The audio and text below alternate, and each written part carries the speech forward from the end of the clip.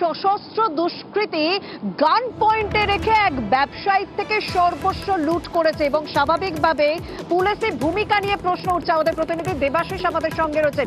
দেবাশিস, সত্যি তো কয়েক মাস আগে অব্দি আমরা চুরির খবর করেছি, একের পর এক চুরির ঘটনা ঘটছিল, এবার একেবারে দুষ্কৃতী দৌড়াতো তো আবার গান পয়েন্টে রেখে। একেবারে দেখো, এইটাই অভিযোগটা উঠছে এবং ব্যবসায়ী কুতুবুদ্দিন মল্লিক তিনি কিন্তু সেই অভিযোগটাই করছে যে তার গলায় ছুরি এবং সে যখন চেঁচামেচি করে বাঁচার চেষ্টা করে তাকে তখন বন্দুকের ভয় দেখানো হয়, তাকে খুনের অভিযোগ হুমকি পর্যন্ত দেওয়া হয়। এরপর তিনি চুপ করে দাঁড়ান এবং তারপর একে একে তার মোবাইল, জিনিসপত্র, ব্যাগ থেকে টাকা পয়সা সর্বস্ব লুট করে পালিয়ে যায়।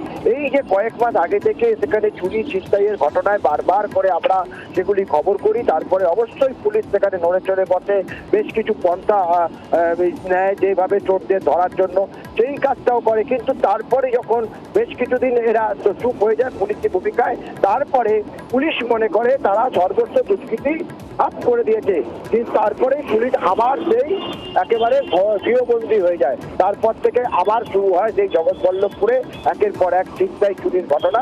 কয়েকদিন আগে বিয়ে বাড়ি থেকে বাড়ি ফেরার পথে দম্পতির ওপর হামলা হয়, ফের আজ গতকাল রাত্রিবেলা কুতুবুদ্দিন মল্লিক যে ব্যবসায়ীর ওপরও কিন্তু একটি হামলা হলো।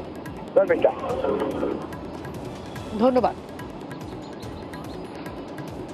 গাড়িটা ওরা আড়াআড়ি দাঁড় করে দিল, দাঁড় করে দিয়ে তিনজন মিলে আমাকে বললো দাঁড় করে দিয়ে আমার চাবিটা বন্ধ করে দিয়ে বললো কোনো কথা বলবি নি, চেল্লাবি নি বলেই গলায় আমাকে ছুরিটা ধরলো এখানে। এবং আরো দুজনের হাতে সম্ভবত বন্দুক ছিল, আরো দুজনের হাতে ছিল কিছু ধারালো অস্ত্র বা বন্দুক ছিল, তো এর হাতেও ছিল। আমাকে এখানে একটা ছুরি বললো, ছুরি ধরে বললো কি আছে বার কর। এবার মস্কোর দিকে নজর রাখতে হবে। মস্কোর কনসার্ট হল, সেখানে